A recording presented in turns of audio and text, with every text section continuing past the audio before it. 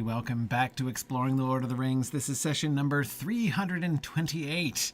And tonight we begin the discussion of, well, I'm not sure we'll get actually to the text of the book. We'll see how efficient we are, since we did start a slide last time that we're going to finish up first. Maybe we'll get to the book. But in any case, we are close to the Book of Mazarbul. Having gotten warmed up last time by a wonderful, fun discussion of runes. We talked about the Cirth and the history of the Cirth, and we were looking at the slab on Durin's tomb and the inscription that Tolkien wrote there. We're joined by Chad Bornholt, who has been making a study of these things and is a wonderful teacher about how to read runes and Tengwar. So that was great fun. Looking forward to having Chad back to show us the wonders that were the Easter eggs that Tolkien had prepared for his readers, but which we were not delivered with the text. So we'll come back to that. And we can even, it's interesting, once you know it exists, you can see how he's aiming at it in the text, actually. But we'll get there. I'm getting ahead of myself.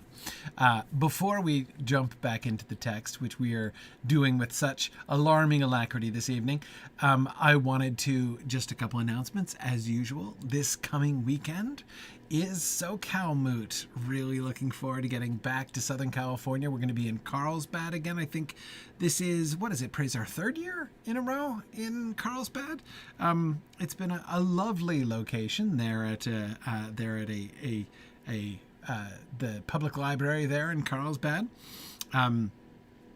And we're gonna have a great time having a bunch of discussions together on that day. So looking forward to that. And then coming up soon afterwards, in just a few weeks, on the first Saturday of April, is Tex Moot. Going to be down in Houston again, and then just in 2 weeks. Is that true? 3 weeks. 3 weeks after that, I'm going to be back in Europe, and we're going to have Willow Moot in Leuven, Belgium. I've never been to Belgium before, so I'm very excited to go there and to see a bunch of our European friends again. Got to see them last, some of them in October in Stuttgart at Stuttmoot. So that was really great. I know a bunch of the people from Stuttmoot were hoping to make it here. I hope that some of the folks, some of our friends from UK Moot last April, will make it down to Belgium as well. And we are looking forward to a longer, more luxurious Euro Moot in the fall. But anyway, so that's going to be great fun. We're looking for I'm looking forward to those. And then, of course, I shouldn't leave out the last of our spring moots, which is Mountain Moot on the last weekend of May in Denver, which I'm hoping is relatively safe from snow. But we'll see. That's been the challenge. We've been having a hard time finding a date in Denver that was safe. But I know, it's certainly not impossible. But at least I think the odds are reasonably good. But anyhow, so that's going to be the end of our spring moots, and then of course we have Myth Moot coming up on the 19th. Through the 22nd of June, if I'm getting my days right. Myth Moot is always the culmination, the crown of the Moot calendar. Really excited to get together with folks down in Virginia again.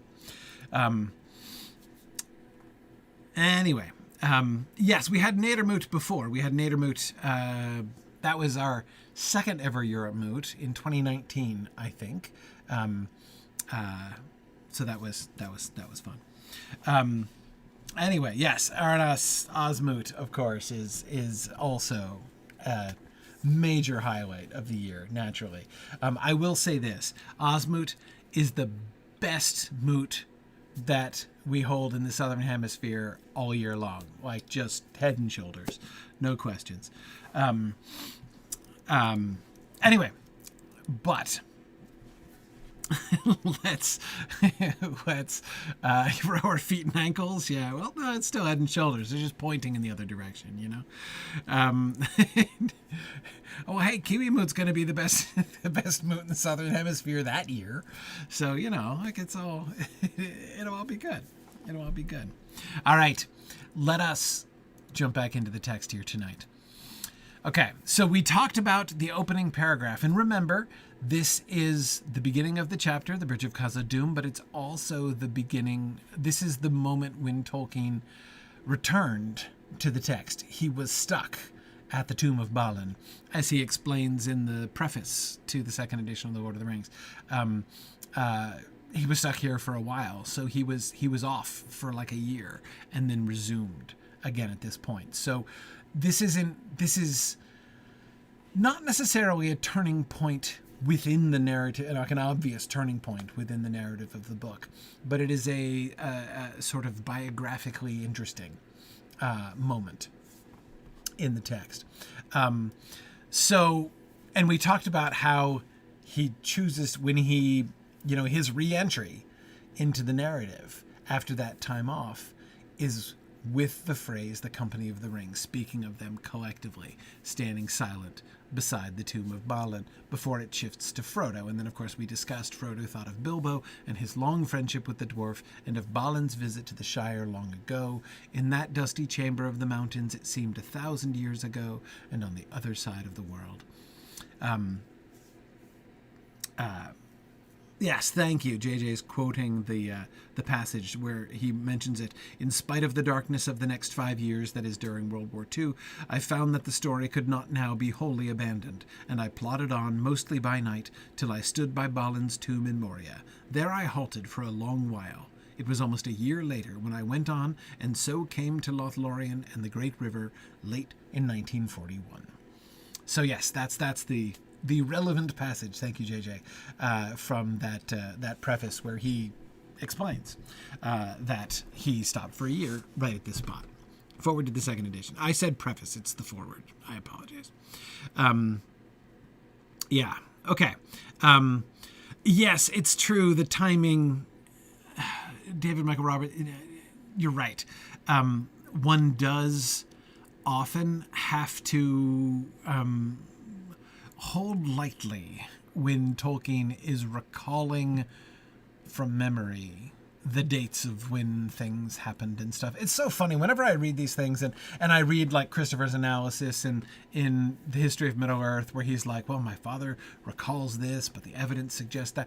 I'm always like, but if you asked me, I'd be lucky to be within the same decade, right? I mean, like I not only can I not blame Tolkien for not always remembering perfectly on what dates he wrote things 20 years before or something like that. Like I said, I would be, I'd feel pleased if recalling my own life, I hit the correct decade.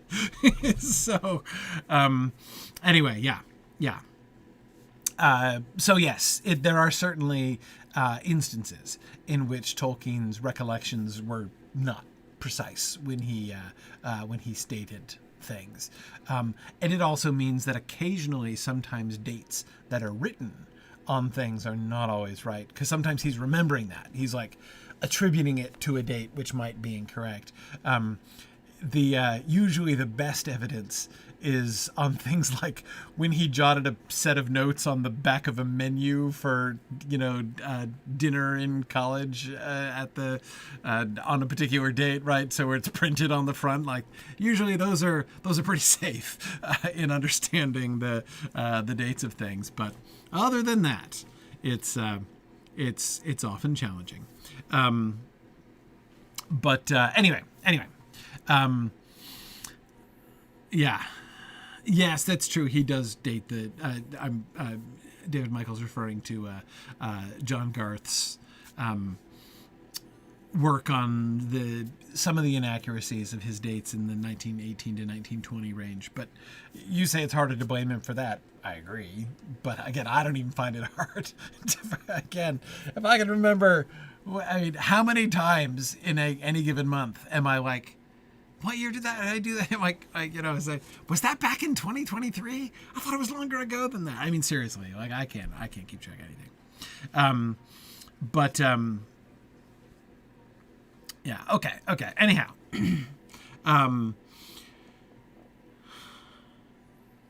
let us resume. At length they stirred and looked up, and began to search for anything that would give them tidings of Balin's fate, or show what had become of his folk. There was another smaller door on the other side of the chamber, under the shaft. By both the doors they could now see that many bones were lying, and among them were broken swords and axe heads, and cloven shields and helms. Some of the swords were crooked, orc scimitars with blackened blades. There were many recesses cut in the rock of the walls, and in them were large iron-bound chests of wood. All had been broken and plundered, but beside the shattered lid of one there lay the remains of a book. It had been slashed and stabbed and partly burned, and it was so stained with black and other marks like old blood that little of it could be read. Gandalf lifted it carefully, but the leaves cracked and broke as he laid it on the slab. He pored over it for some time without speaking. Frodo and Gimli, standing at his side, could see, as he gingerly turned the leaves, that they were written by many different hands, in runes, both of Moria and of Dale, and here and there in Elvish script. Let's just start for a second with that very last sentence, applying some of the things that we learned and were discussing last week, right? So now you know what he means when he says in runes both of Moria and of Dale. That is to say, they can see that it's often using the Cirth, the runes that we were looking at before, but there are those two different modes. There's the mode of Moria, the older mode, which they were deliberately adopting the archaic mode of Moria to inscribe the tomb, right? That was in Moria mode, and then there's Erebor mode. So it's the same language, it's the same alphabet, but it's applied in the slightly different way as spelling and phonetic conventions have changed from the time of Khazad-dûm up through the years of Erebor. So yes, they can tell that. And to Juice Man, yes, it would take a keen eye to discern that. I also wonder if Frodo would have been able to tell that. And of course, and there's, let me just finish for Two Juice Man before I come back to that. And here and there in Elvish script, that means in Tengwar, right? Now notice, this doesn't say anything about the language, what language it's in, right? This is only talking about the scripts using what alphabets was it written. And it's written in Cirth, in runes, right? Tengwar isn't runes. That's a script designed to be written with a pen. The Cirth that we were looking at last time, you can write those with a pen, of course, but they were designed to be carved. Or at least they were designed to be easy to carve, perhaps I should say that. So those are runes, and in Moria mode and Dale mode, and then also occasionally there's Tengwar as well. Now, so again, it's not Moria runes and Dale runes, elf runes, right? The Cirth, but in the mode of Moria and the mode of Erebor. Yes. So Morian, it's interesting. Is it like the doors representing dwarves, men and elves? Sort of, in the sense that that is especially as written in Westron, which, well, I think at least the book that we're given is written in English. So,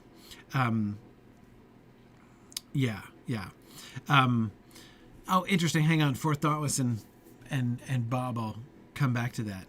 That is an interesting point. But anyway, I want to come back to Two Juice Man's point. It does seem Frodo, looking over Gandalf's shoulder at the book, would easily be able to tell the difference between the dwarf runes and Tengwar. Frodo would surely have been familiar with both of those. He would undoubtedly have been writing in Tengwar himself, and I assume he's got to be familiar at least with the sight of dwarf runes, even if can he read them fluently, and easily? Does he write with, can he write with those himself? We don't know those things exactly. But in any case, I cannot imagine that the nephew of Bilbo would not have known of, the dwarf runes pretty well. But in any case, Fencing Frog says, was it common for old books to be written in multiple scripts? Not necessarily. The point here, the point of the three different scripts or styles that he's talking to, the Moria mode runes, the Erebor mode runes, and the Tengwar, is this is a product of the fact that the book is written by many different hands. This is the clearest evidence. I mean, the handwriting is different, but it's clearly more than just that, right?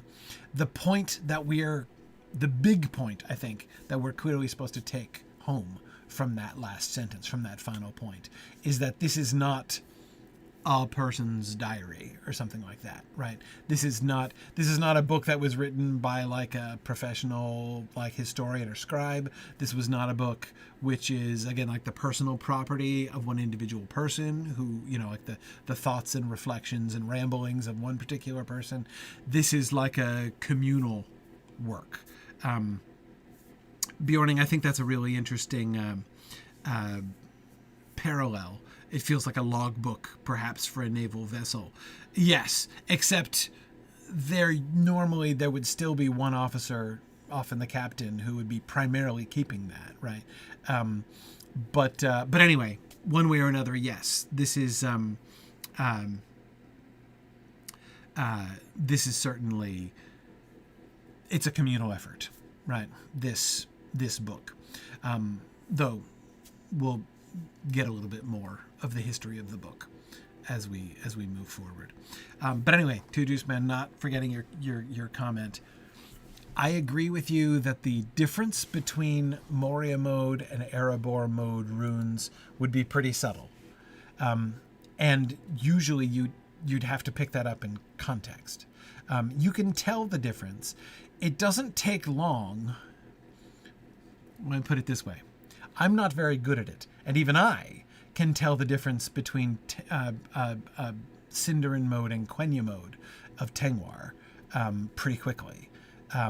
It really only takes a glance to be able to tell, because you can see right away which side of the consonants they're putting the vowels on, right? And then whether it's Tengwar mode or Sindarin mode. So that's not hard. That's not hard to guess. Yeah, JJ, thank you for posting that.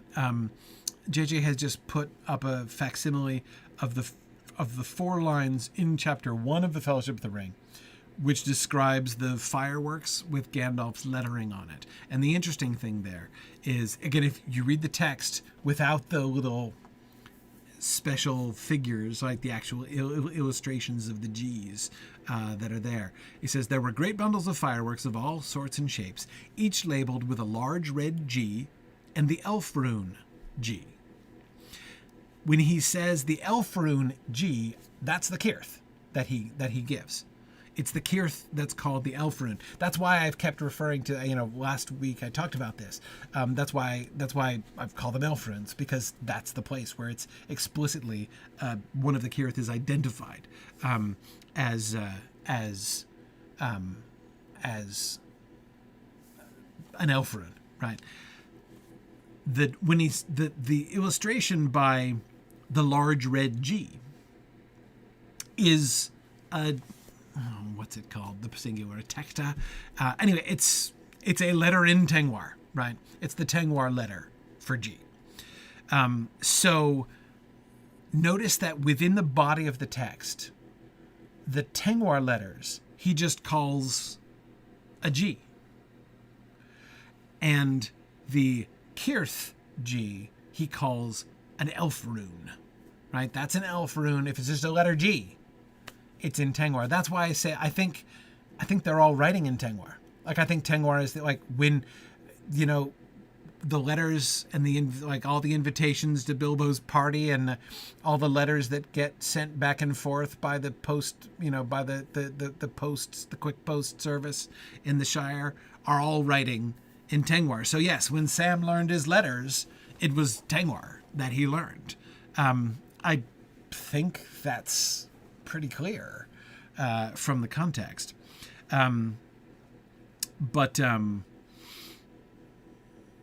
Yeah. So that's why I think it's pretty obvious that Frodo would recognize the difference. But would he recognize the difference?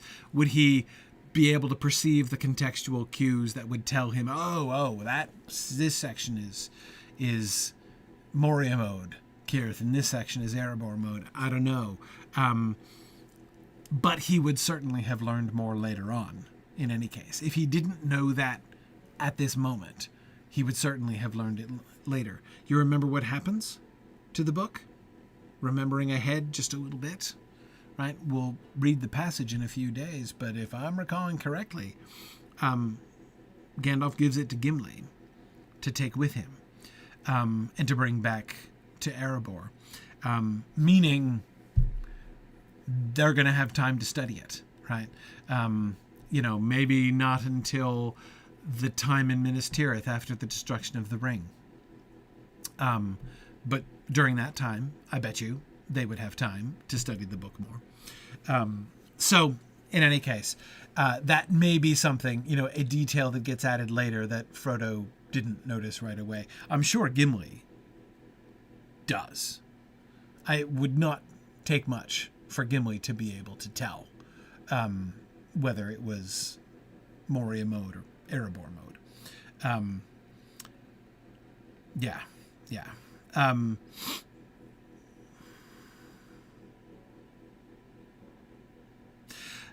Fëanor, it is very possible that it's like a Westerner differentiating between different versions of Cyrillic. They look similar, but can still be fairly easily identified, like the difference between Ukrainian and Russian.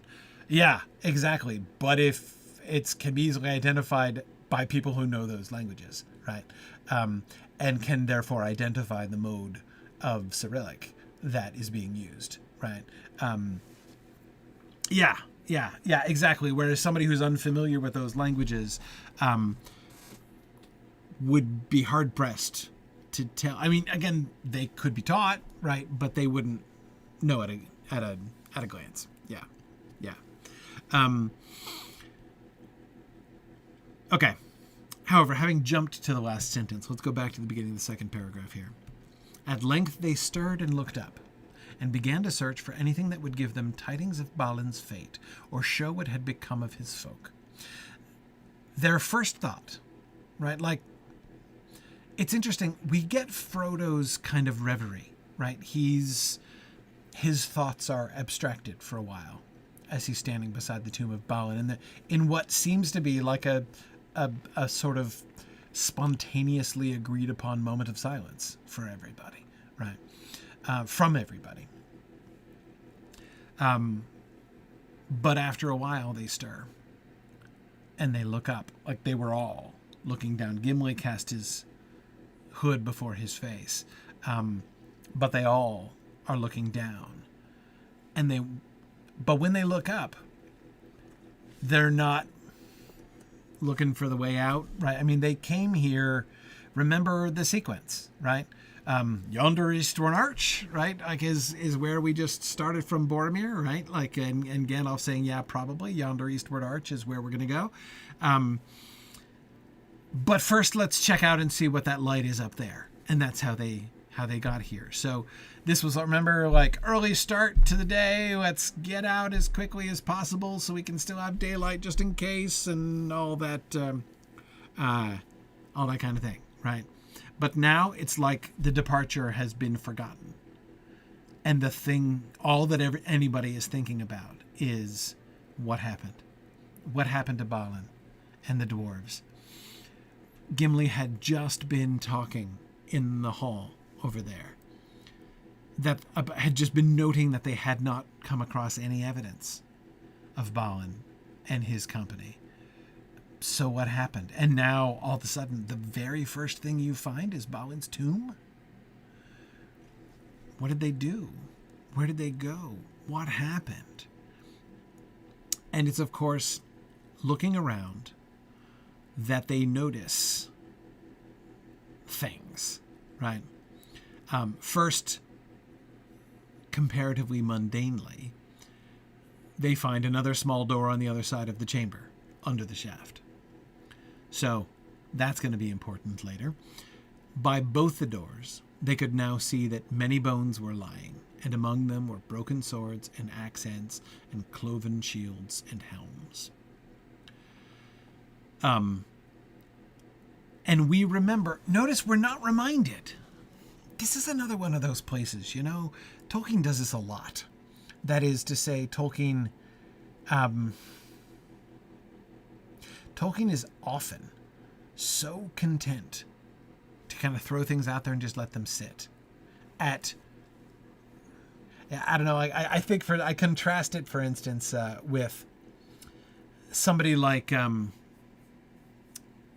Charles Dickens, bless his heart, who can never resist drawing your attention to the cool thing that he just did, right? Always he does that. But anyway, I want to go back to the description. I did. Yes. Remember? Their feet disturbed a deep dust upon the floor and stumbled among things lying in the doorway whose shapes they could not at first make out. We got that, right? Their feet stumbling. Remember how we discussed how it's like their feet are stumbling on their own, kind of detached from their eyes because their eyes are looking up at the wide shaft of light in the blue sky outside, and then down the shaft to the tomb, to the slab of white stone, which... oh my goodness, it's a tomb, right? And in nowhere in there did they actually look down and notice what were the things lying in the doorway whose shapes they could not at first make out. The things that they were stepping on and tripping over, right? But, Maureen, it is horrifying to realize what they were standing in and what they were stepping on before. But Tolkien doesn't lay it out there, right? Tolkien doesn't rub our faces in that. He leaves it to us to imagine that. This moment of realization. When they see by both doors, there are many bones lying, and swords, and axe heads, and shields, and helms. And of course, all of those things, the broken weapons and bones, were the things that they were stepping on and stumbling over on their way in. But again, nobody says anything. It's not even recalled that they stepped on it. It's like we're being introduced to it for the very first time. He just put it there and left it there, right? Yeah, Fencing Frog, I agree. It might be all too clear in his own experience. Yes. Anyone who was at the Somme will have had plenty of very close encounters with dead bodies, even routinely. So yes.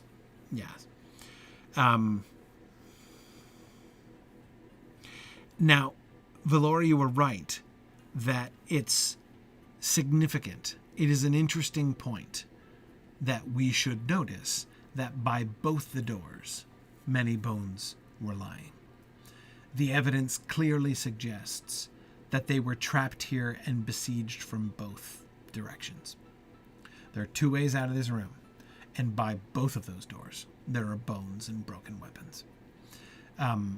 So their being trapped here was complete. And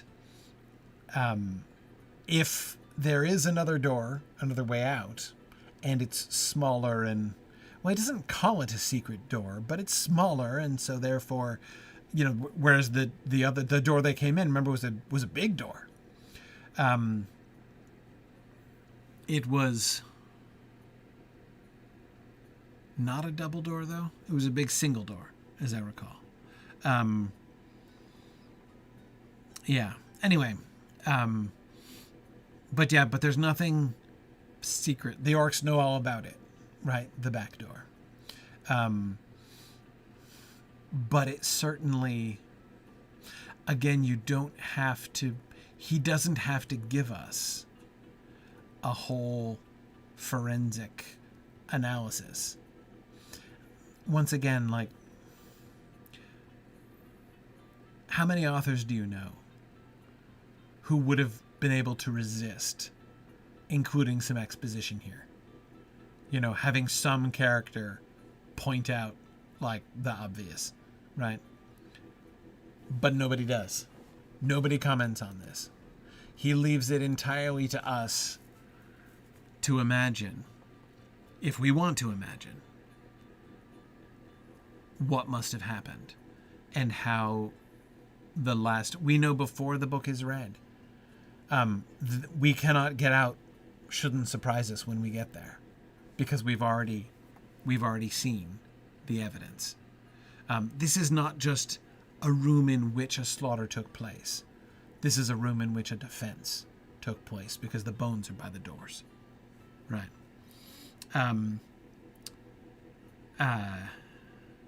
Yeah. Bones, broken swords and axe heads, cloven shields and helms. Some of the swords were crooked, orc scimitars with blackened blades. Again, notice how understated this is, right? Yes, Johnny, exactly. You don't need a character to say this is not a mine, it's a tomb. Yes. Notice the understatement here, right? Yes, Aird, that's exactly it.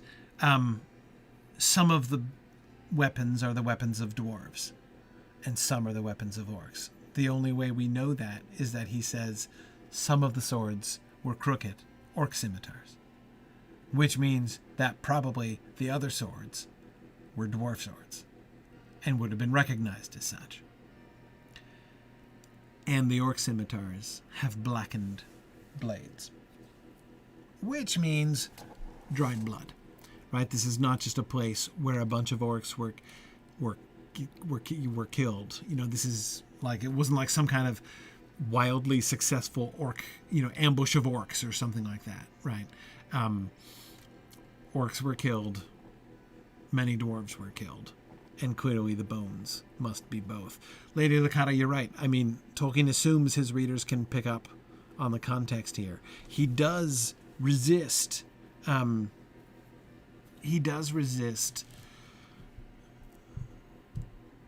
Spelling it out, Jackie, as you said, making it gruesome, right? He doesn't revel in the gruesomeness of this.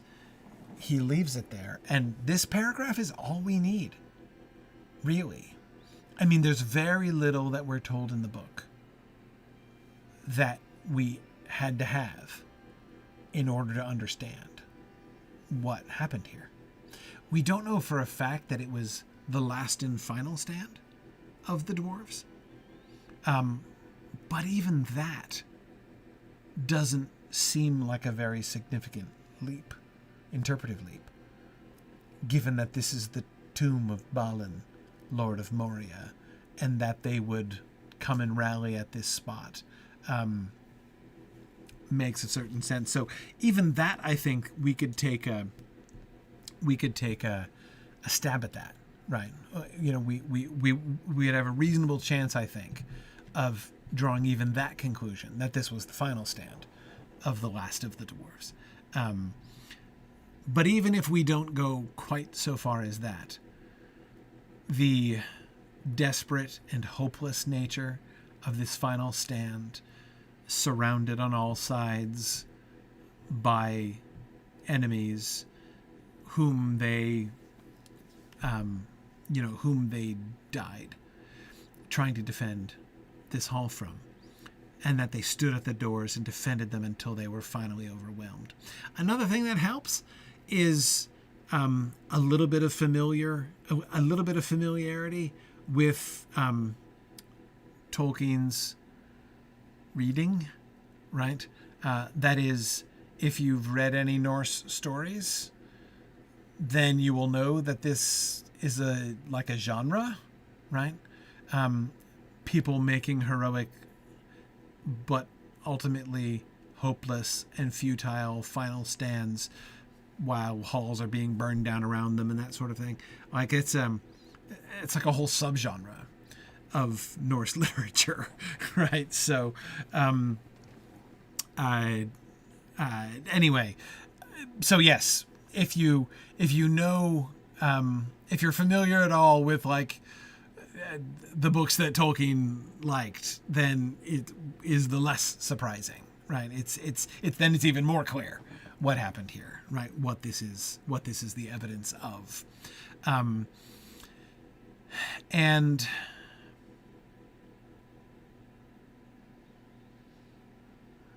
I was going to add something to that, but I forget what it was.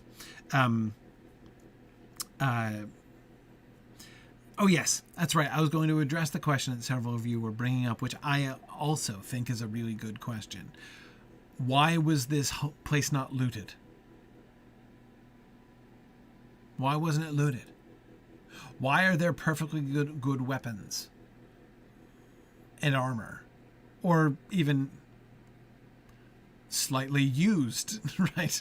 Like cloven shields and helms, right? Which may not be in mint condition anymore, but, probably are recoverable. We talked about the light, that they would be, so Bjorning, that's what's really interesting. So I was just going to come back to that. Yes, Ambrosius is pointing that out too. There had been plundering. There were many recesses cut in the rock of the walls, and in them were large iron-bound chests of wood. All had been broken and plundered. And yet, the bodies were not disposed of for good or ill, and the weaponry on the ground had not been cleared off.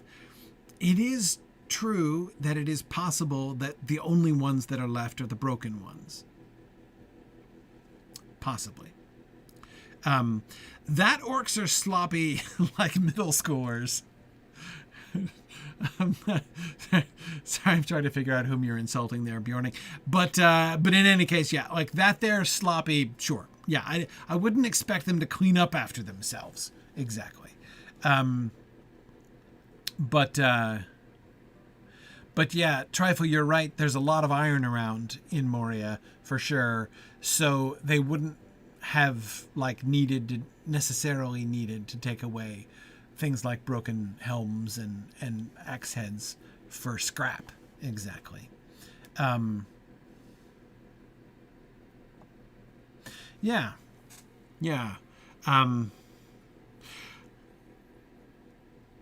It is possible that this room has been left, that like the bodies were left where they lay, and though I suppose we don't know, do we, that all the bodies were left where they lay. Many bones were lying, and there's no hint of identification there. Orc bones, dwarf bones, both. We don't know. It's just bones.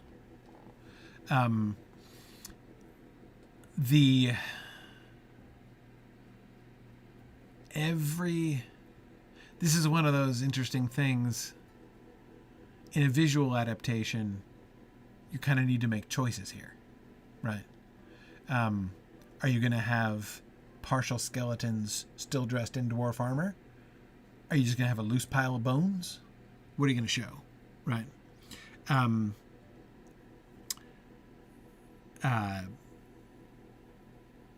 Yeah, and it does say not bodies. It doesn't say skeletons. Yeah, exactly. Well, that's exactly what I'm thinking about, Jackie. I mean, whether the dwarves would have been eaten by the orcs is precisely my question.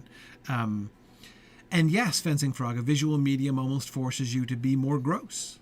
Yeah, absolutely. Absolutely, yes. It's one of the things you can do in a in a written medium that it's harder to do in a visual medium. And that's just issue a sort of a gentle invitation for readers to imagine the gruesome thing if they want to, but leave them free not to. Right? You don't have to force the thing into their gaze, right? Force them to look at it. But you can, you can't force them to keep their eyes open during the films, but you know what I mean. Yeah.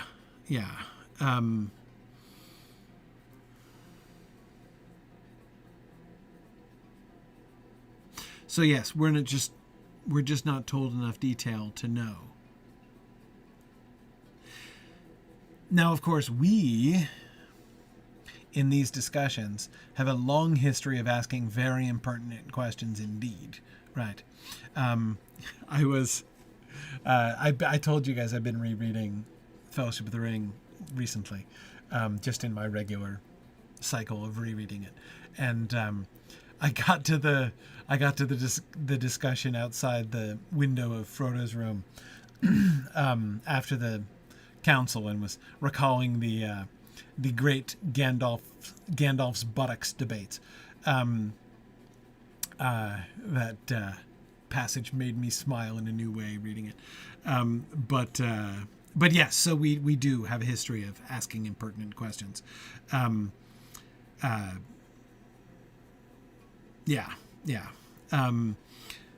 I agree for thoughts that the details aren't really important.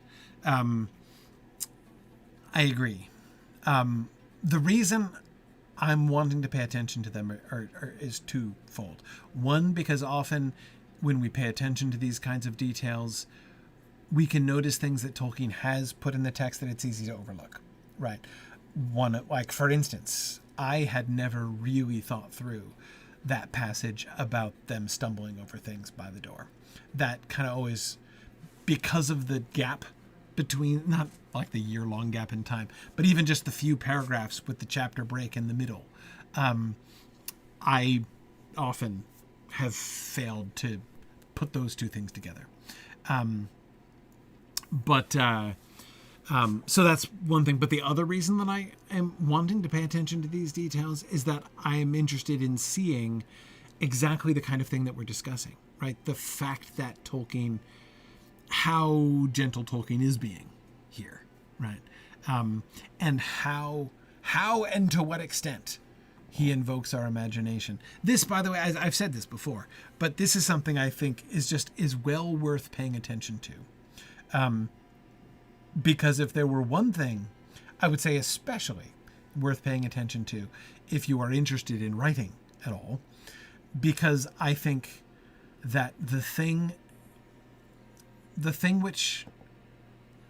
at which Tolkien succeeded more spectacularly than anything else in The Lord of the Rings, and as spectacularly as any writer of the last few centuries has done, is in the way he engages, the way he activates his reader's imagination.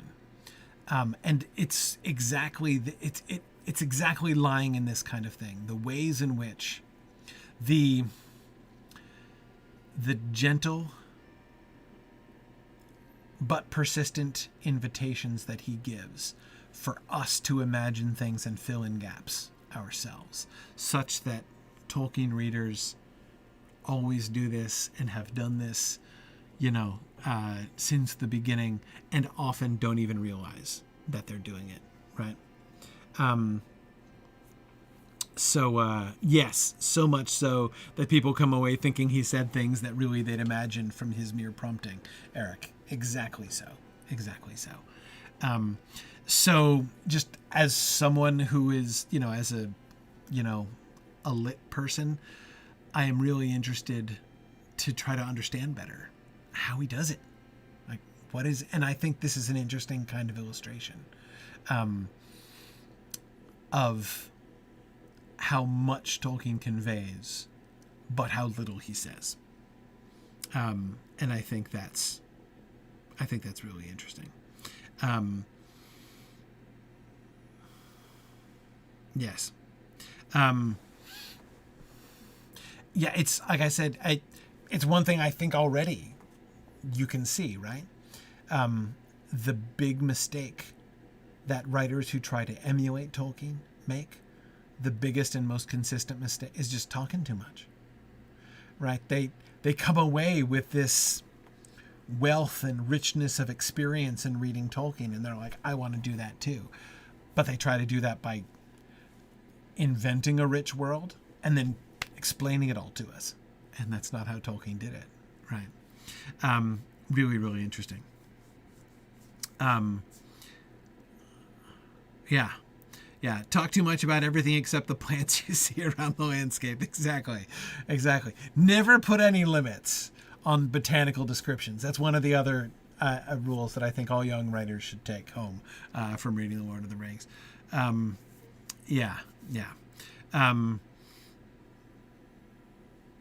Anyway, okay. But, third paragraph.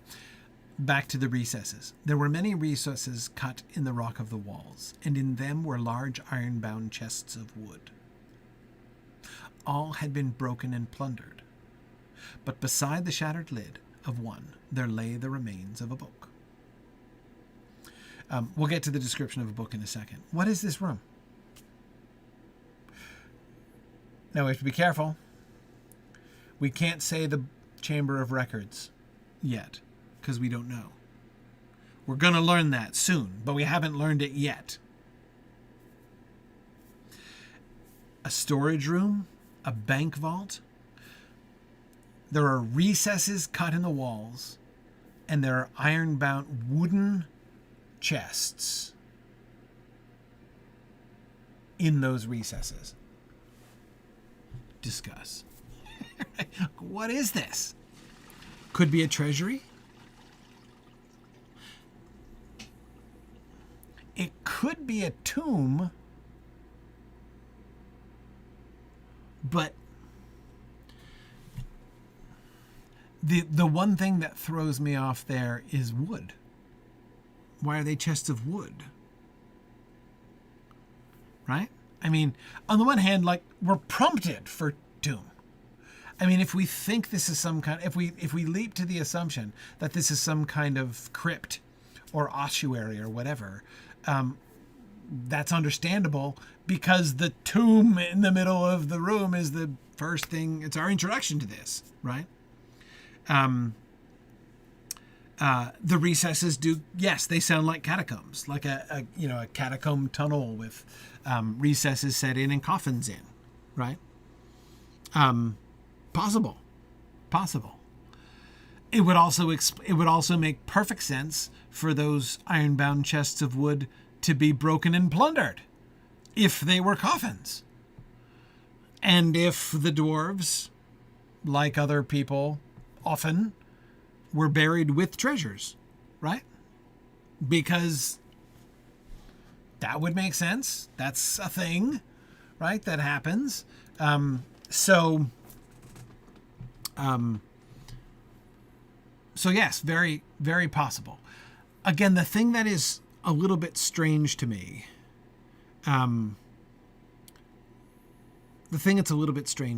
is that they're chests of wood.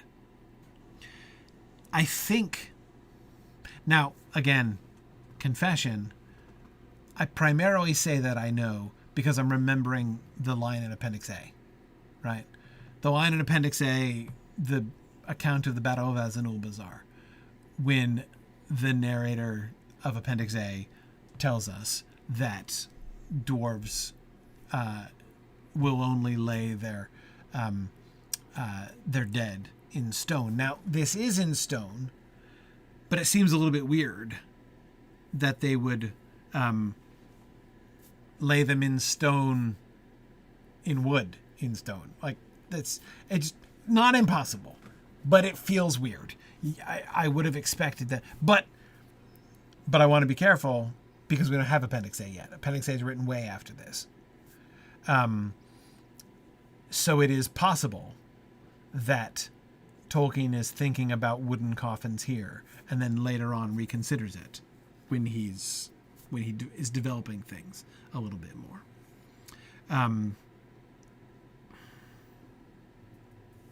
They could be makeshift tombs of dwarves from Balin's company. Possibly. It is possible that the book was in a chest. Yes. That is possible. In them were large iron-bound chests of wood. Huh. Yeah, Eric, maybe those are for the belongings of those in tombs and recesses. That is, maybe, we know that there are recesses, and we know that in the recesses there were iron-bound chests of wood, but we don't know that those are the only things in the recesses. Like, it could be bones are placed within the recesses, and yeah, there's a chest of treasures or whatever, right? Possibly.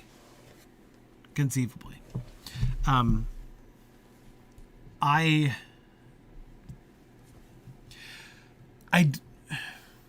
Based on what we're going to learn in the next 2 pages, I don't think the book was stored inside a chest. I mean, it's possible it got thrown in there and the lid slammed shut, 5 minutes before everybody was killed. But we know that the book was being written in until the last second. Not just the last day, until the last second. Tolkien makes that quite clear in his facsimile.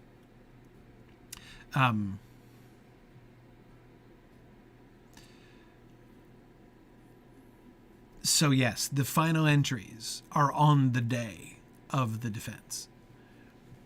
And "they are coming" is written in really, really hasty scrawl. The one who wrote it clearly finished writing it and then turned to fight, like within minutes.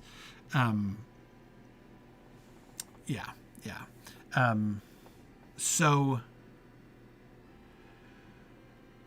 yeah, it's not quite the castle Arg, but it's close to it. He must have died soon after writing it. Certainly is true. But anyway.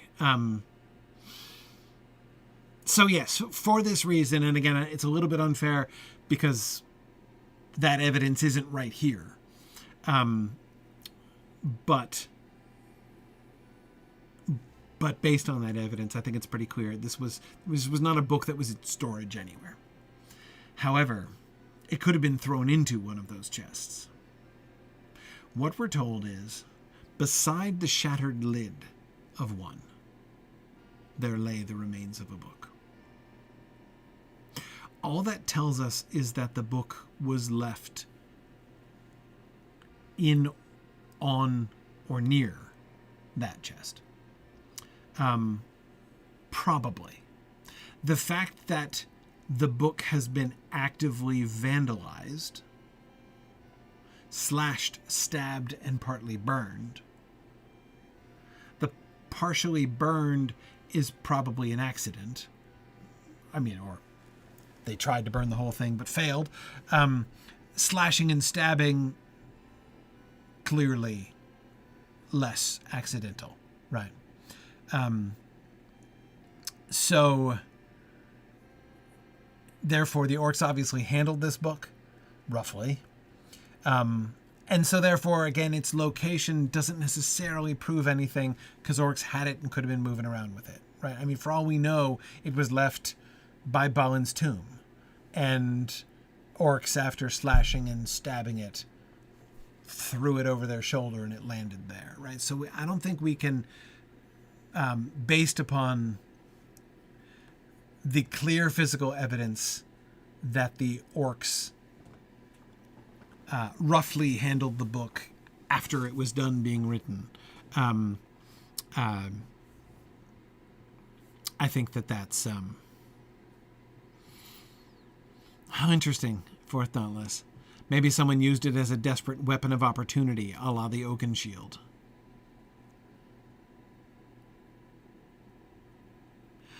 I like that. I like that. That would explain why it's slashed and stabbed. And why it's so stained with black and other marks like old blood. The black and other dark marks like old blood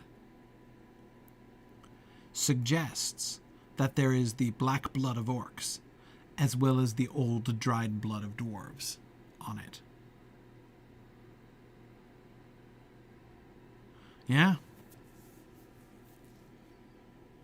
That works for me.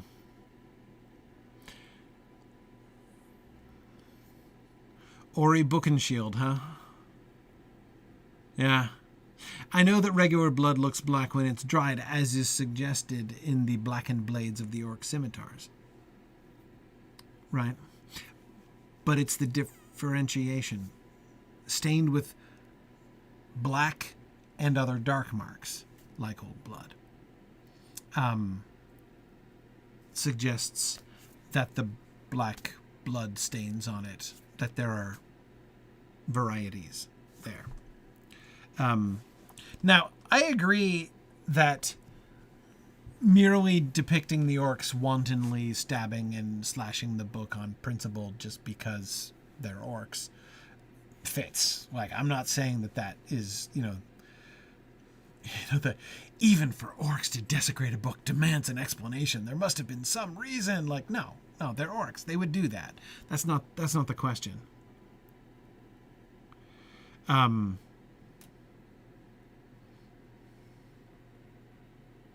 It is a little bit less clear to me. One of the things I'd never fully understood,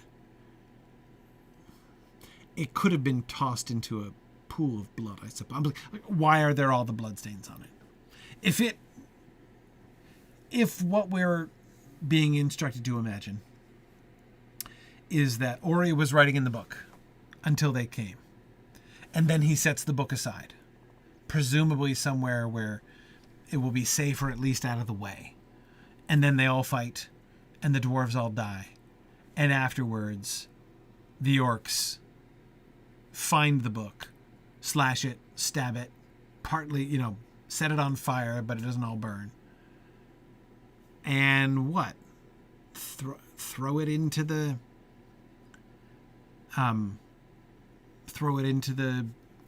into pools of blood, or blood that's on their hands, or I'm not sure.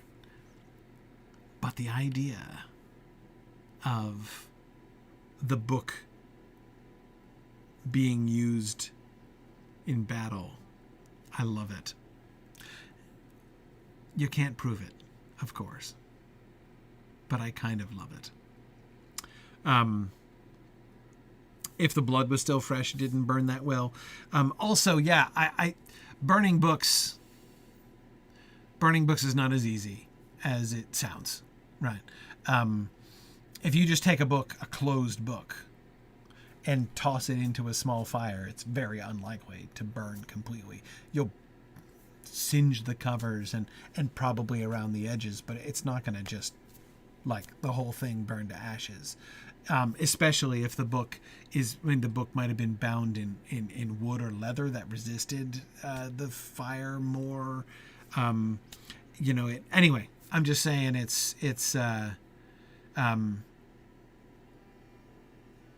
it's not necessarily trivial to do that one. This sounds like a moot recreation we may need to do. That would be kind of fun, wouldn't it? Not only because we could experiment. I mean, the hard thing would be we'd have to destroy multiple books and set them on fire and stuff in order to experiment, and that would be hard for many people, especially like a nice leather-bound volume, right? Let's slash and stab that one. But experimenting with slashing and stabbing and burning, but in particular, we know what it looks like, right? Like, to take the facsimile and be like, what would you have to do this to a book, right? Anyway, it would be way too traumatic and painful to actually do this at Mythmoot. But it's an interesting idea for a recreation, never the same. Yeah, I agree, Almarea. The optics on that would be bad, right? Like it would it would be super easy to write malicious headlines about that. Filori says, in the room of requirement, first the book binding workshop, and then the fun begins. Yeah, exactly. But anyway, yeah. Can we assume that Tolkien had experienced this? Like killing a book? Perhaps not. But what he did have was experience reading medieval manuscripts that survived a fire, right? So yeah, that he had some familiarity with.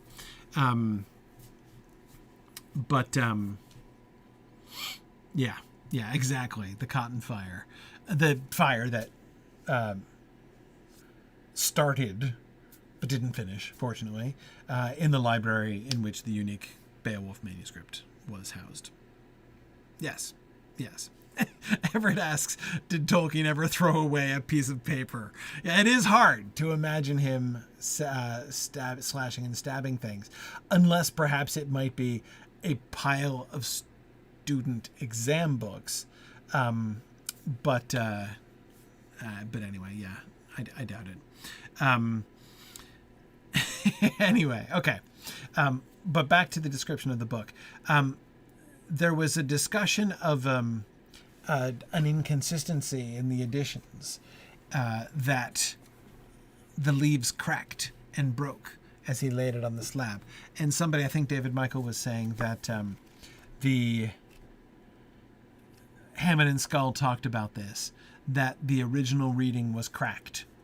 But in the second edition, it was misprinted as crackled. But then that got corrected back. And this is the kind of thing that, like, Wayne Hammond always knows about. Wayne Hammond is a bibliographer, meaning he does studies of, like, the variations between different editions of texts, like, for fun.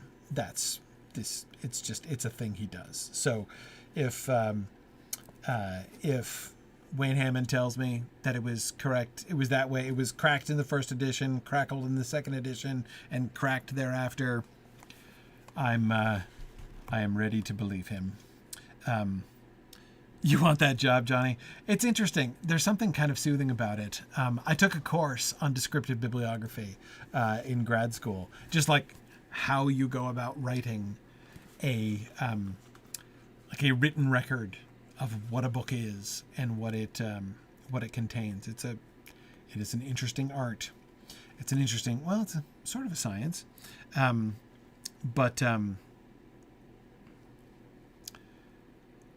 interesting. Yeah, sorry, my old edition here has crackled also. I think that what that means is that Hammond and Skull fixed it in the 50th anniversary edition. And they were probably right to do so in this case. Again, I trust Hammond and Skull implicitly when it comes to details like that. It's when they make interpretive calls that I don't implicitly trust them. And it is the habit of not making any distinguishing between the two in the 50th anniversary edition that makes me grumpy about the 50th anniversary edition. But yeah, the 50th says cracked. That's what I would assume. Yeah. Okay. So crackled does sound more fragile. I agree. The leaves cracked and broke as he laid it on the slab. Have you ever opened a book, an old book, and have bits of the pages crack off and fall onto the ground or onto the table as you open it? It's pages do crack, and I assume that's what he's describing, cracked and broke. That as he lays it down, there's like bits of page that are coming out, my own experience with that has mostly been looking through 18th century publications. I did, when I was in grad school, I was a research assistant for a wonderful 18th century scholar,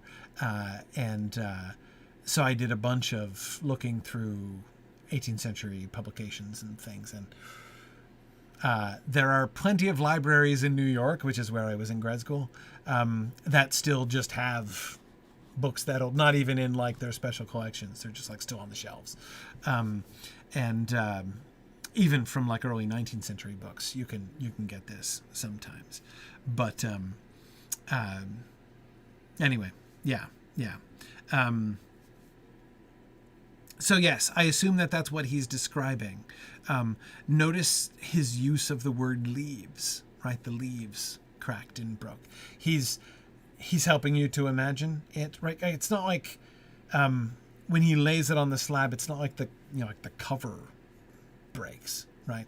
It's not inviting us to imagine the book snapping in half, right? It's the leaves of the book itself that are cracking and breaking. I think it's just because it's brittle. Yeah, it doesn't use the word pages. It uses leaves. Yes, exactly. It is interesting, though, Johnny, because it's not that old. Exactly. Right? I mean, it's been a few years. I mean, good grief.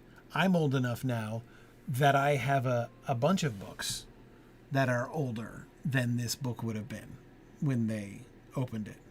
Right? Yes, I can, in fact, put my hands on one this very minute. Namely, my original, the copy of The Hobbit that was handed to me when I was 8. So this book is like a decade older, and it doesn't crack yet. Yeah, it's the purple emu Hobbit. And mine hasn't been toasted and soaked in blood. It's true. And, I'm not, I can't speak. Mine also has you can't see it because it's all green screened out.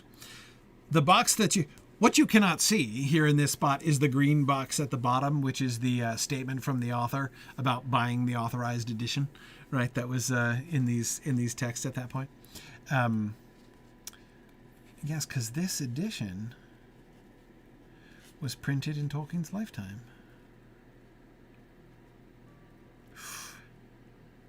Just 71. Anyway, sorry, this volume was printed in Tolkien's lifetime. But like this, the thing I'm holding in my hands was printed in Tolkien's lifetime. Anyway, so yes, and also like it depends on how you make paper too. I was born the year after Tolkien died. People used to tease me because I was actually born. I was actually conceived right around the time that Tolkien. I was born like 9 months after Tolkien died. In fact, yeah.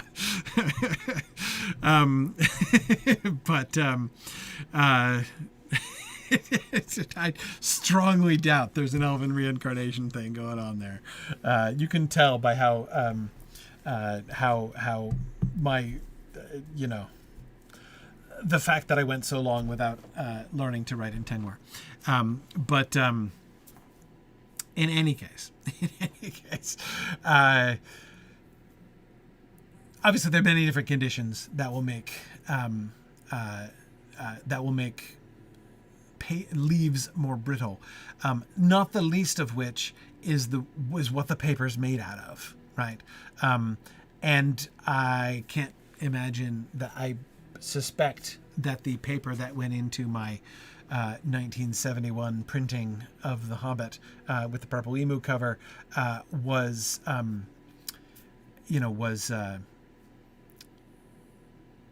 of a more advanced kind than the paper that was used. Or is it paper? Is it parchment that they used? Probably not parchment. It's probably paper. But do we even know that for sure?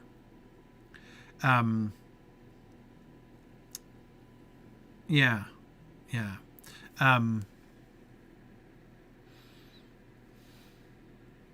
But in any case, yes, Pulp Fiction paper is of lower quality and less durable. That is true. We don't know how old the book is, Trifle. That's also true. That is, they could have chosen an old book to write in.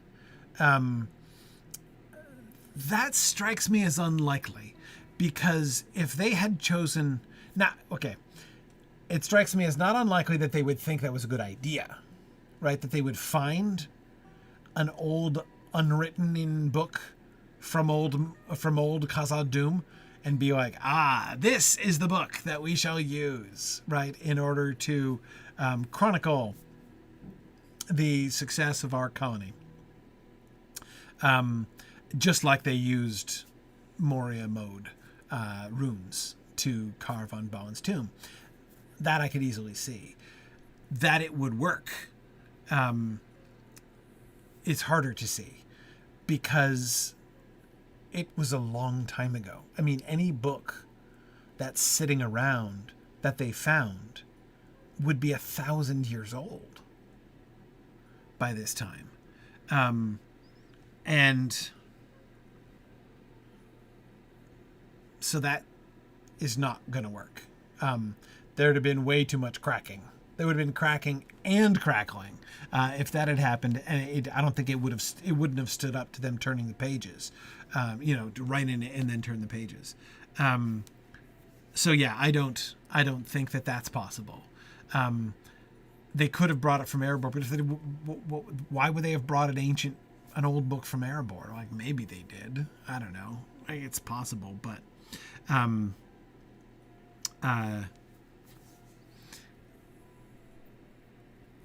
it's anyway. I think that it is more likely to have been. Yeah, I feel like I don't know enough about the different kinds of writing surfaces, paper, parchment, vellum, all the other things.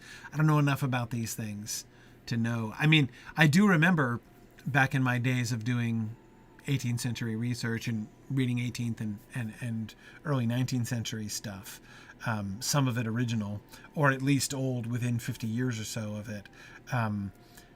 There were definitely some. It wasn't even with that paper, the paper that they used in England in the 18th and 19th century. There was a very notable difference in quality, and there would be some journals that would just fall right apart, and then others that were much more sturdy, and it didn't just simply correlate with age. So, yeah. Pulp paper gets brittle faster if it's not acid-free. Praise. See, exactly. Like rag paper. Exactly. This is all the kind of thing that I don't know. I think, if I remember correctly, it was the rag paper that fell apart. Like the stuff that seemed to be made of rag paper that fell apart faster. But whatever. Again, I don't know.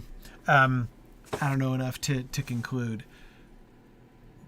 But I can easily believe that they that it would have happened, even if the book had only been 30 years old under the circumstances with the partial burning and everything else.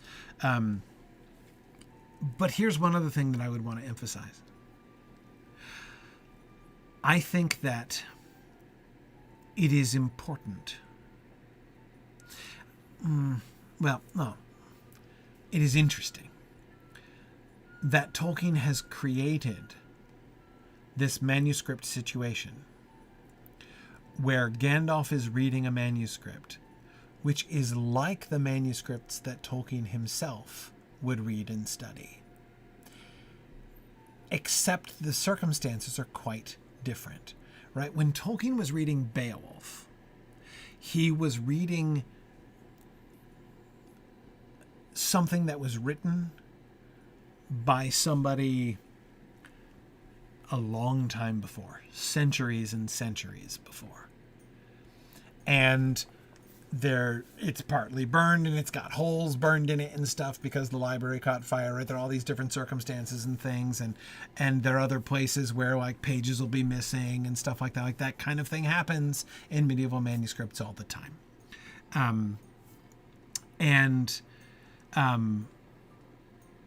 This book is on the one hand not like that. This is a 30-year-old manuscript that he's reading, right? This is closer to finding Grandpa's diary than it is to, unearthing the manuscript of Beowulf, right? And yet, because of the physical circumstances of the book, because of the battle and the beating that the book took, the burning that the book has taken, the blood staining on the book, Gandalf is in a situation where it is as if he has discovered a 1,200-year-old manuscript that he is attempting very gingerly to read and decipher, and it's falling apart in his hands. I think that that's really interesting. Yes, Gandalf's archival study in Minas Tirith, which he doubtless would have done very responsibly, is probably more akin to Tolkien's scholarship. Yes, exactly. And notice Tolkien says very little about that, right? But yeah, anyway, so it's fun that Tolkien has created this like artificial situation in which a manuscript with literal holes in it presents itself within his story. It's like there are many times in The Hobbit and in The Lord of the Rings where Beowulf sneaks in around the corner, right? And the famous examples in The Hobbit with the thief stealing the cup from the dragon and all that sort of thing, right? And then obviously there are moments, in The Lord of the Rings where Beowulf is still sneaking up here and there, like in Meduseld, yes, and in Hama's words to Gandalf at the doors of Meduseld and all that, right? But this is the place where like the manuscript of Beowulf itself sneaks into the story. Oh, not quite, but almost, right? Or at least something that is like that, something that is analogous to that experience. And what Tolkien is about to present to us is the experience of trying to read and piece together a very difficult to read text which has physical holes in it. In Beowulf's case, there's a hole burned into one of the leaves. Here, it's stabbed and slashed, which has made holes in the text, as we'll see. Yeah. Anyway, I never thought about this that way. That this is like, as much as the Beowulf story peaks in at various points, this is the place where the Beowulf manuscript peaks in. But that that does seem to me to work. Yeah. Good. By the way, last brief notice and then we'll go. We often these days have started talking about this, but did you hear some of the alliterative patterns in this paragraph? Listen to it again. There were many recesses cut in the rocks of the walls, and in them were large iron-bound chests of wood. All had been broken and plundered, but beside the shattered lid of one there lay the remains of a book. It had been slashed and stabbed and partly burned, and it was so stained with black and other dark marks like old blood that little of it could be read. Gandalf lifted it carefully, but the leaves cracked and broke as he laid it on the slab. He pored over it for some time without speaking. Frodo and Gimli, standing at his side, could see, as he gingerly turned the leaves, that they were written by many different hands, in runes both of Moria and of Dale, and here and there in Elvish script. Yeah, you can hear several things there. The B's, right? The B's, the S's. We start with a couple R's, recesses and rocks, right? Large iron-bound chests of wood, the bound chests, and then broken and plundered. Remember, B and P are almost the same letter. But beside the lid, there lay the remains. All of this is to anticipate the important word, book, right?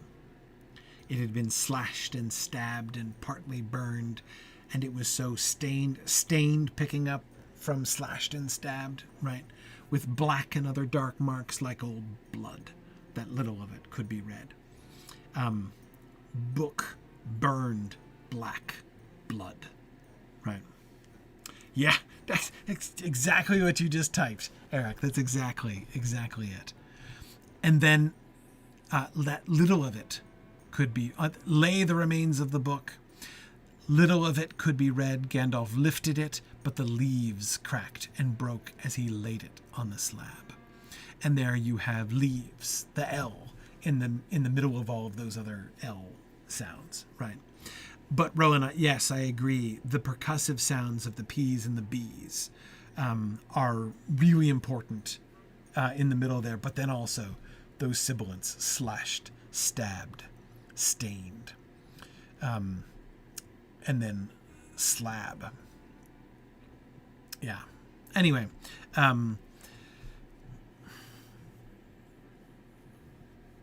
the one thing, back to the bloodstains, we were discussing it forensically before, but that's the one place in this whole paragraph where it feels to me like he's gone out of his way for an oral effect. It was so stained with black and other dark marks like old blood. That strikes me as an odd way of saying that. But it has a certain cadence to it. It was so stained with black and other dark marks like old blood.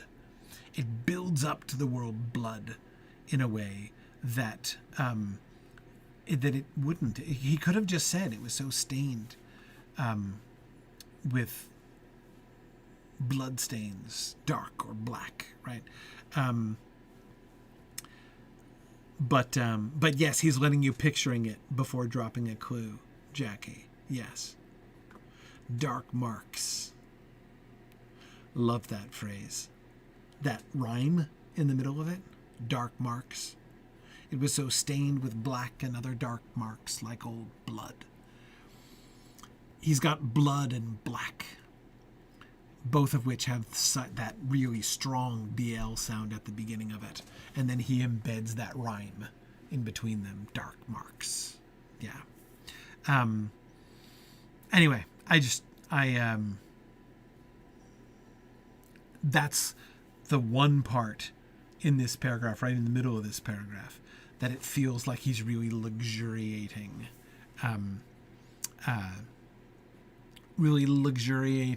in the sound of the words there. Yeah. Oh, that's really interesting, Eric. I hadn't thought of that.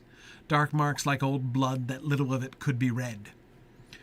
Red is a homophone there, right? No, the blood isn't red. It's dark and black now, right? But that is interesting. The juxtaposition, the proximity, they're not exactly juxtaposed. The proximity of blood and red there does create, that's cool. That's fun.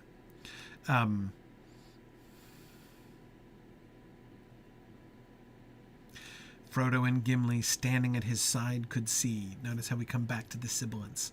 Standing at his side could see, as he gingerly turned the leaves, that they were written by many different hands.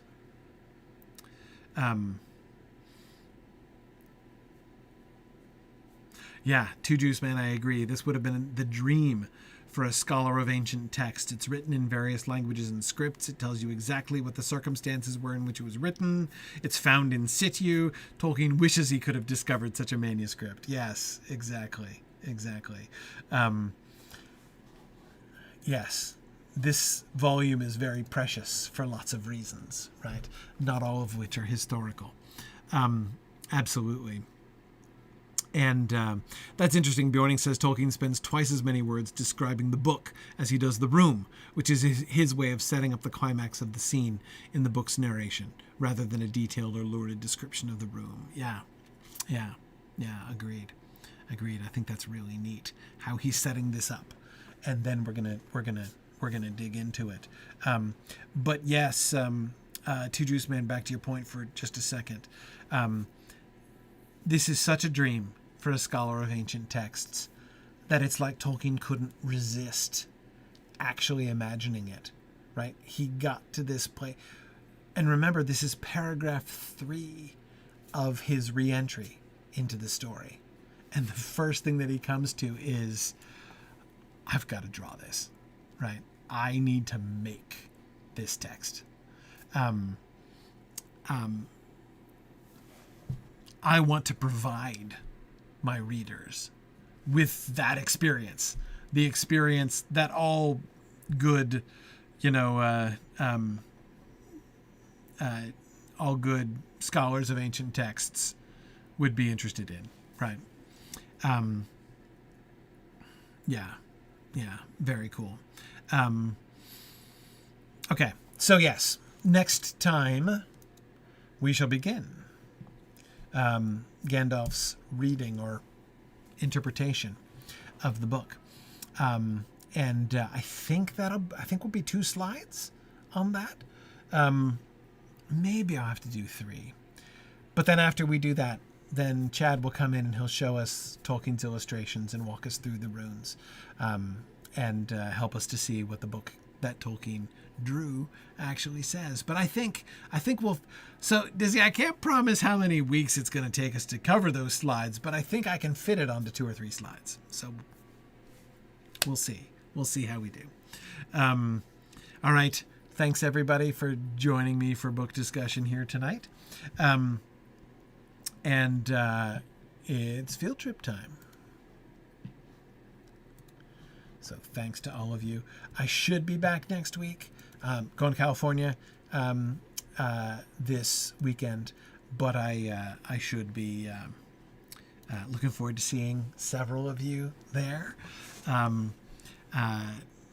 Anyway, but I hope and trust that I shall be back and everything back, taking a red eye back. So, but anyway, I should be fine by Tuesday night, I hope.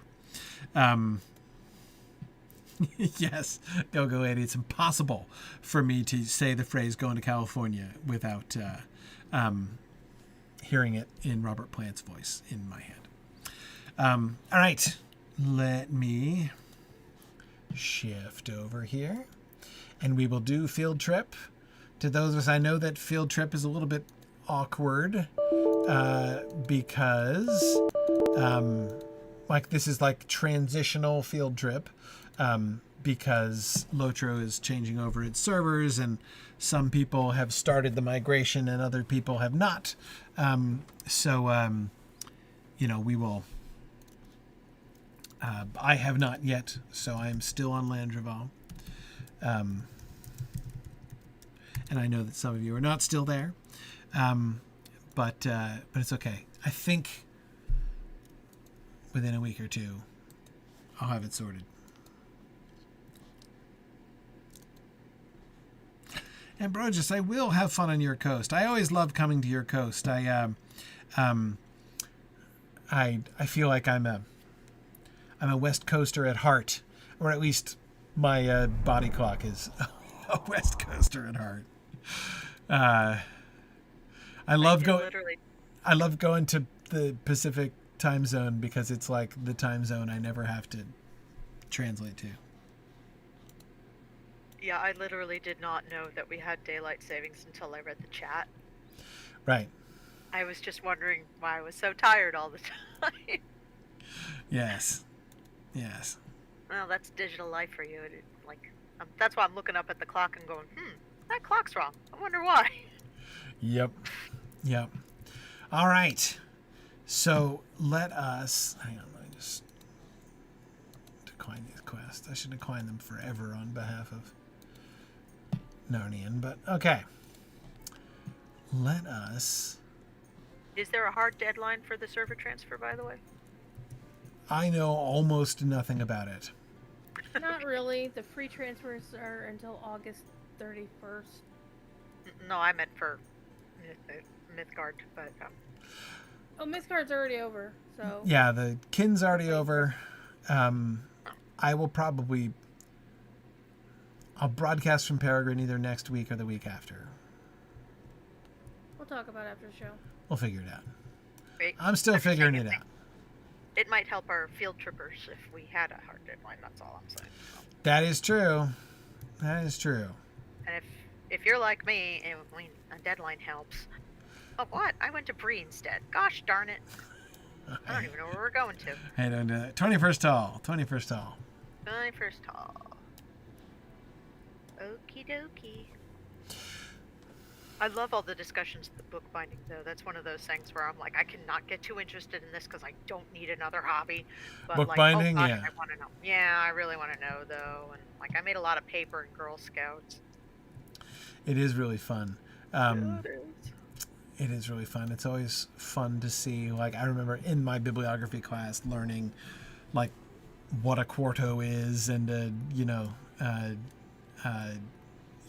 all of the different, an octavo, and all the different sizes and kinds of books. Well, maybe we don't want to burn books, but maybe it'd be fun to make a replica of your own notebook or something. Could make a replica. Yeah. Okay, I'll put my head together with Rachel about that. That could be a fun activity for the Room of Requirement. Could be, yeah. Make your own Book of Mazarbul. Make one of your own. You can. It could be a combined Tengwar Kirth practice / book binding and then slashing, burning, and stabbing exercise. Decorative burning. Decorative burning, exactly. What I used to do to my X-Wing fighters when I messed up on making the model. My dad always said, battle damage, and we took it out in the back and held a match to it. Right, exactly, yeah. So you can see where it got hit. Yeah, exactly. Mm-hmm. All right, so let's head south. So Laura, let me show you what we found last week, because it was kind of fun. Oh, by the way, if you're in the kinship and sending me a request, I'm not going to get it because we don't have a kinship here anymore. It's all been moved. So you can send me a personal message to join the raid. But I also like the detail of the book and leaving off on the description of the room. A lot of people say they like how the gore wasn't described, but for me, I think it follows the rule of horror that you give very little detail and let the reader imagine the rest, because it's always 10 times more terrifying than anything in written language. Yes, Tolkien is very good at that. Tolkien does horror very, very well. Yes, for exactly that reason.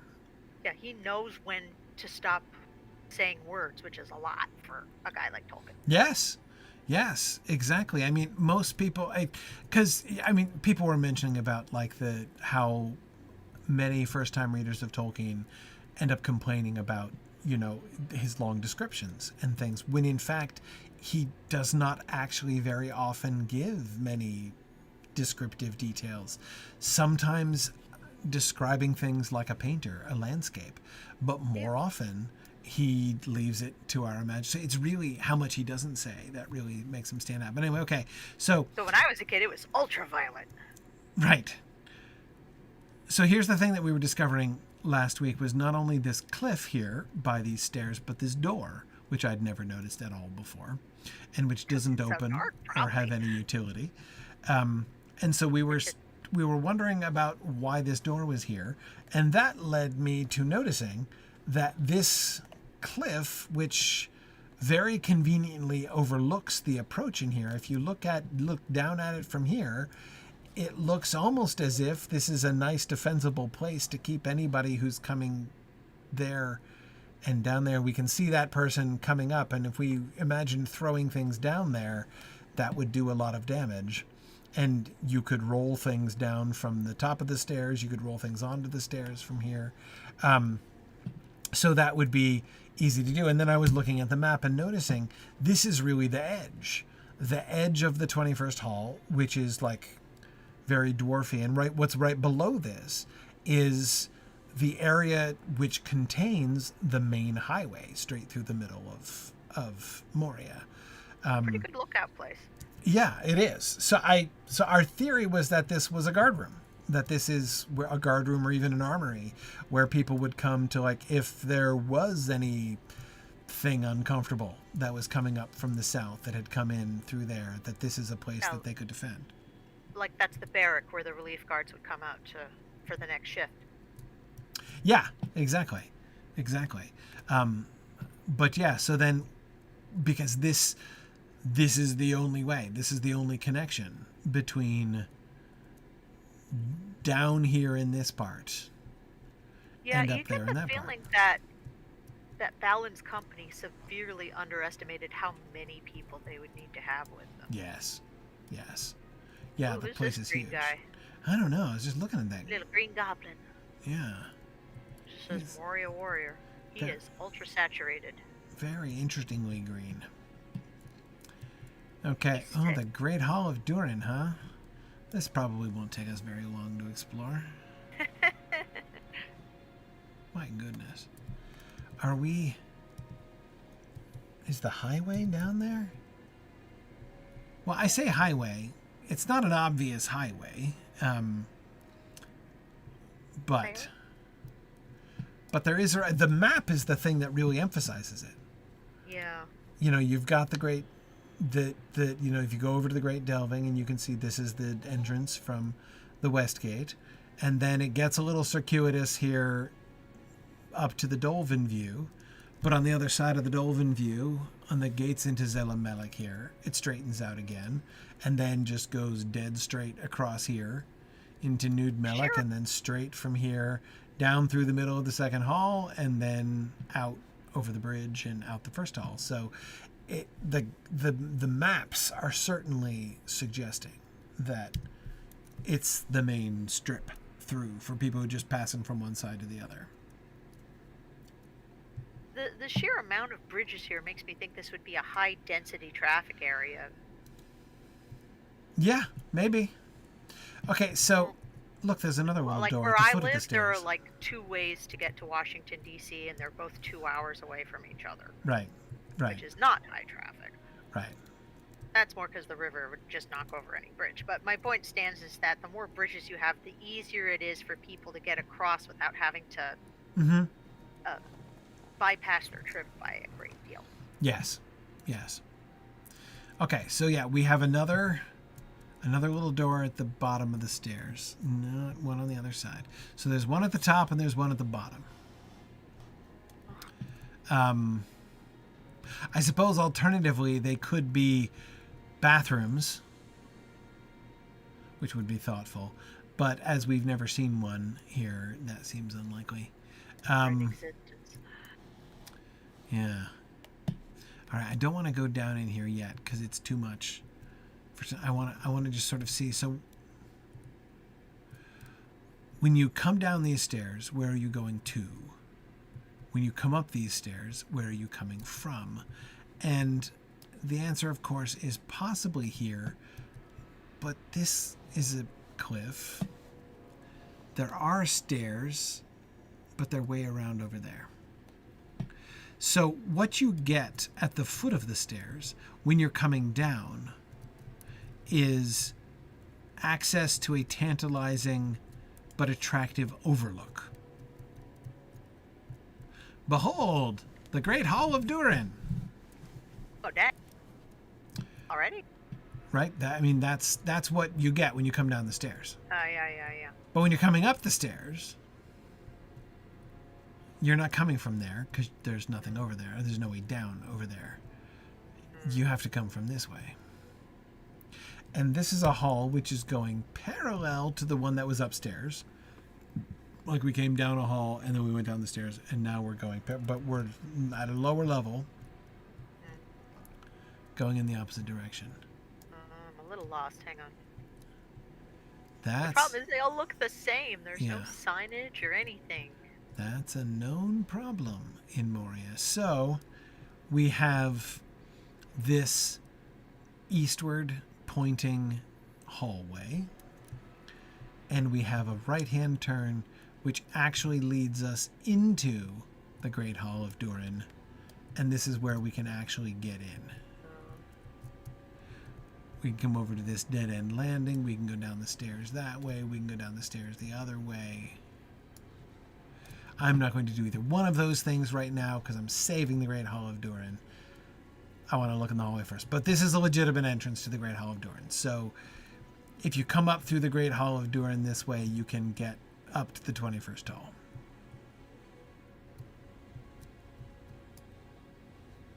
Remember Gandalf's references to the fact that the 21st Hall was quite high up, well above the gates.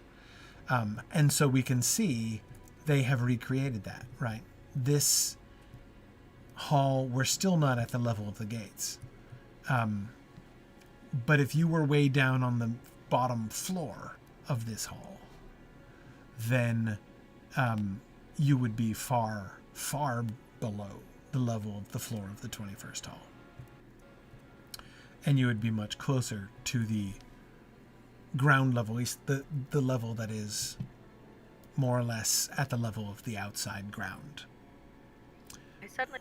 This reminds me of Metro Center, where you have like 3 trains converging, and then you have to go to another floor to get the one in the same line going in a different direction. Yes, it does. It does seem like that. It's a big hub. Yes, it does feel like a hub. The way that even just from here, you just look at the number of staircases that we can see at different levels, right? Although it's labeled the Great Hall of Durin, it doesn't feel like a hall in the sense of one single cavernous space.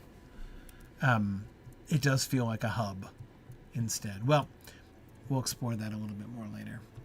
And we're running out of time now, but I want to go this way and see what we find. I love the lit corridors like that. They're always so pretty. Yeah, that... Oh. Makes me feel important. This goes to another level? This is not the Great Hall, though. No. This is separate. Is that the green guy we saw? No, that's a different green guy than we saw. Oh, hang on, but we have a view through into... Oh, there's the Great Hall again. Oh, yeah. You can't get down there. I think. But yeah. Okay. Yeah, you can. Well, you can. Gravity will induce you into it, yes. But I mean, my legs aren't happy about it, but I can do it. there are no stairs, is what I'm saying. There are no stairs. Stairs are a thing. So yeah, this is another overlook. We have multiple overlooks out into the Great Hall from over here, which is... It's like this whole side chamber. Oh, look, because there's another one. Do you think there's like customs areas for different parts of Moria? Like maybe someone has permission to travel in one section but not the other? Oh, yeah, you could just come through here. Oh, yeah. Hey, good to see you. Okay, so it does come out at ground level, too. So there's this little antechamber where you can come out at ground level, or you can, for reasons best known to yourself, go up these stairs for the explicit purpose of overlooking the hall like this again. Yeah, it does make me wonder if there's some sort of checkpoint that you have to prove, like writ of travel or passport or something. I mean, these places are so big; they would have to be governed by their like kingdoms, Quite possibly. or provinces or states, and it would just be easier to have minor governors of the areas, but then some sort of, writ of passage to maybe avoid trouble, or just to keep in your logs. Dwarves like to keep records. Oh, and that was the other thing about the book. I love that people were making the Monty Python jokes of maybe he was dictating that sort of thing. Right. But like there are on record kingdoms. I'm specifically thinking of China and Korea, where you had secretaries who had sworn to record history until their final breath. Yes. That was and it was an honor to do so. Yes. And it does have that sense. So, what do you make of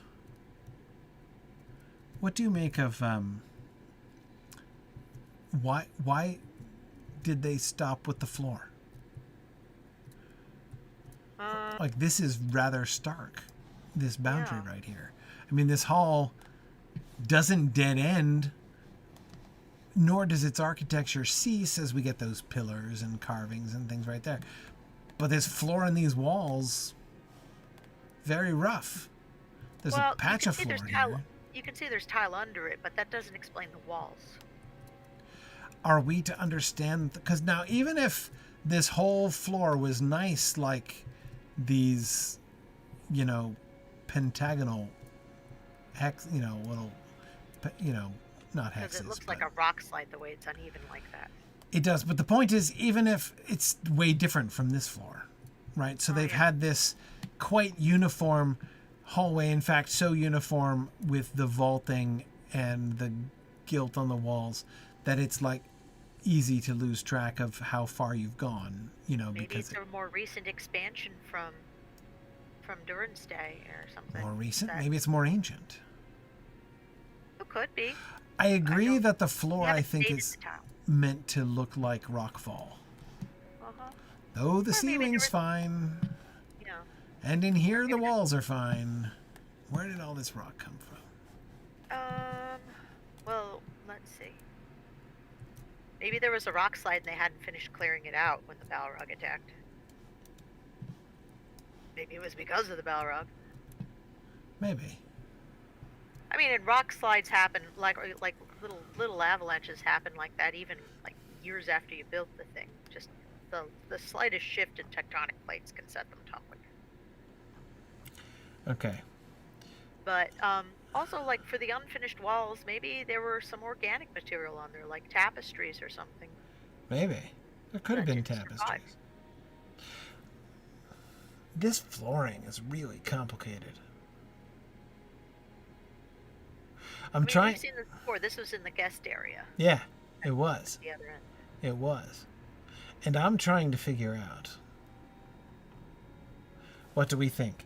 Whether this flooring or the old flooring around the corner here. I think it depends on what this room connects to. No, wait. But it's like, do we think that hex flooring, the fancy inlay hex flooring, which isn't really hexes, but I'll just call it that, or this diamond flooring is older? This looks older to me.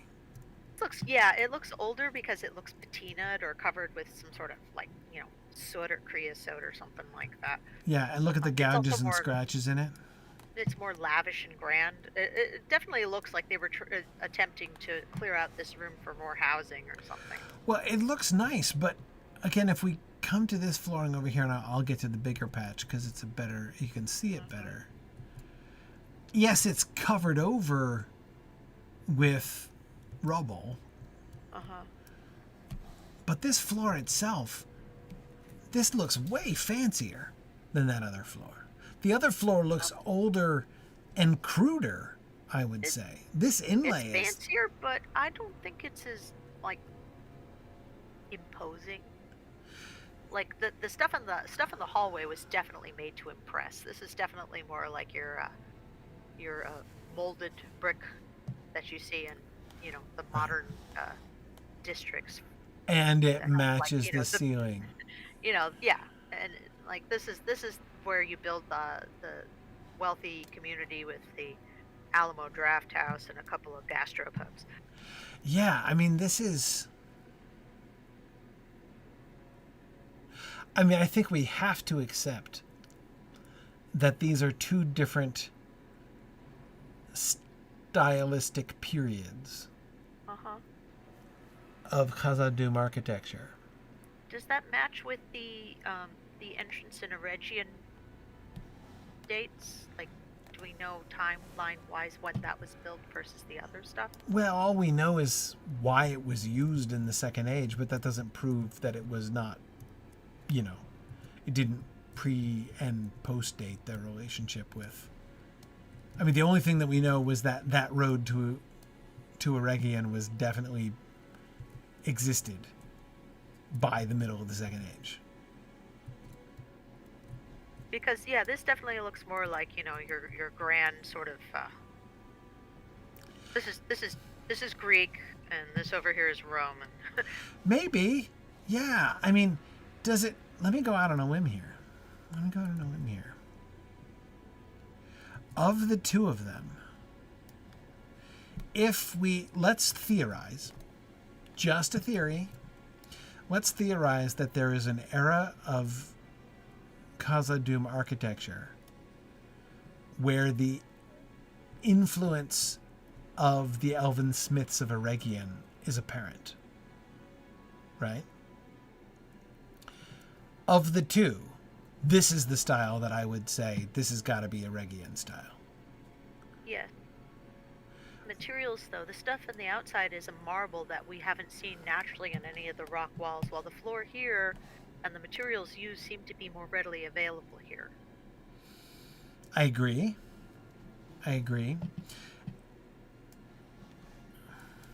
But that's why I'm inclined to say that I think the hallway style is old style.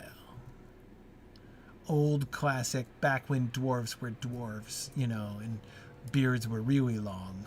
Yeah. How square it is. Yeah, the simplicity of the structure. It is. Yes. Simple, clear, geometric shapes. In lots of gold.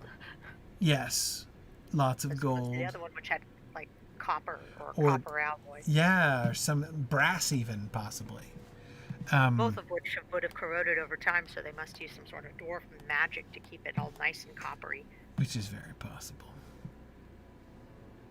But it also helps us date when the entrance to Eregion was made, because that had the sort of crazy tile that we saw in the other room, not this. Possibly. We'll have to see what Tomas, I agree. Like on the other side. Let's call it the Neo-Eregion revival style. Yes. I agree. But you see, that could also then factor in. If this stuff here, if this really ornate hexes within hexes, patterns within patterns, brass inlaid on stone, was Eregion revival style, that could help explain why this is all falling into ruin out here. It might have begun to fall into ruin because they were like, oh, that is so last millennium. Right? That is so Second Age. Remember, Khazad-dûm went on, after the fall of Eregion for 3,000 years.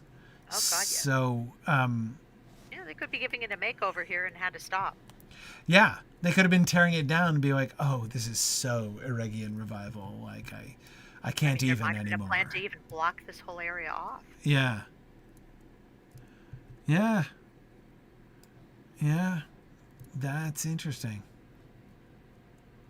And And, mining infrastructures fade over time, too. It might have been deemed unsafe. See, here's more of it. Here's now the floor. Oh, yeah, we got the crazy tile here. Completed now. Okay, now here's going to come another joint, I think. Yeah. Right? Let's see. Because we got... All right, hang on. We got this little chamber no, it's here. goblin nonsense. Yeah. Oh, well, this is a different... There's a new stable master around the corner, by the way. No milestone, Yes. though. That's okay. Stable master's not unhelpful. Yeah, let's... Oh, I see the stable master's down there. Well, here's the joint. This is just what I was looking for right here. Aha. Yep. Great Hall of Durin, old school. It would make you think that because it was called the Great Hall of Durin, that it would have been... Look at this classic design, just like diamonds and rectangles, None of these pentagrams. Exactly. Back when... Hexagons or heptagons. Exactly. Back in the bold early days of design. Yeah. And there's still some, it's not without complexity. There's still this sort of knotwork here. That's cool. Yeah. When will these young dwarfs learn that a triangle is the strongest shape? Yeah. Now I think this is the old school dwarf design. And notice how we have all these buttresses just like the vaultings in the hallway. Whereas look at these arches now. It's like Gothic and Romanesque almost. Yeah, it kind of is. So these cornered arches are fancy new style. Yeah, with the copper it's brass Romanesque with embed corners. and the yeah. And the elders are just stroking their beards and tutting, going, "Oh, look at all that weak space at those corners." Right, and cave in on you.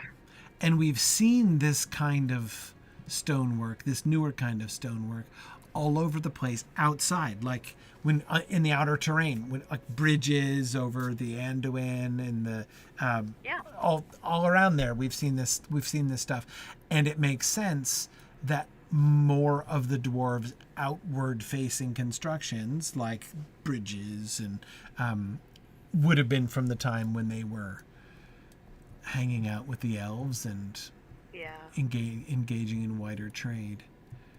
Yeah, those corners on the arches are bothering me because those are stress points. Mm-hmm. You wonder if it's part of Tolkien's thing where the newer it is, the more they forgot the old ways and why they did stuff. Just like how we forgot how to do the Romanesque arch, because I'm looking at that and that's gonna collapse a lot farther than some of these other ones. But especially the really wide ones here. Yeah. Then again, dwarf magic, you never know. Yeah. All right. Well, let's get the stable master because we can come back here next time. Of course, if next time we're on a different server, I'll probably be out of luck as far as that's concerned. All right. So, Druid's Fire, do you think we'll broadcast from Peregrine next time? It's pretty likely, yeah. Okay. Then let's, as Valori suggests, let's just declare that and say the plan is that I'll broadcast from Peregrine next time. The new hotness. The new hotness, exactly. Yeah, 64-bit servers are amazing. Well, if I can't get Valori over in time, I'll hopefully have Linus over. So. Okay, cool. So we will plan to, this is farewell to Landreval. We will say farewell to Landreval here, and we will convene on Peregrine for next week, and then we'll resume our field trips from there. It's going to mean some dodgy travel, I assume. So if you want to participate in next week's field trip, don't forget to find a way to get yourself to the 21st Hall. Try to get your Landreval character, or at least one of them, transferred over sooner rather than later. Yeah. The current turnaround time, they're processing orders from Saturday morning, but they're talking about adding more tech and making things faster and whatever. So you have a good chance of being there by next week for sure. Okay. Fingers crossed. Cool. The most difficult thing is when you try to go to transfer, whether Landreval has a space for you to transfer because there's a queue. So if the server you're trying to go from doesn't appear, that means that server's outgoing transfer queue is full. You have to try later. Yes, that's why I transferred over every character but Valori. And thanks with that. Thanks with your help with that. Okay. Yeah. Cool. Yeah, I find myself in the situation where I am trying not to understand this because I'm like, there are only so many things that fit in my brain, and if I understand this, I'm gonna have to kick things out. So like, I feel about the server migration like Sherlock Holmes felt about the Copernican, solar system. Minerva, take the wheel. So Arnas says the queue from Lightning should be getting short by now. Surely they have over 100,000 characters in queue. Silverland said earlier this evening there was way more than that. I'm like, cool. and that's just Druid's Fire's alt. So hey now. No, Rachel's alt's also played a big part in that, I'm sure. Yeah. You do not have that many characters. I'm just teasing. My name's Valori, and I'm an altaholic. Yeah. I think I have single digits, but anyway. So that's what we'll do. We will try to be... So the plan will be to broadcast on Peregrine next week. And we'll see how that works. All right. Thank you very much, everybody. And we will see you guys next week. Bye now. Bye. Bye.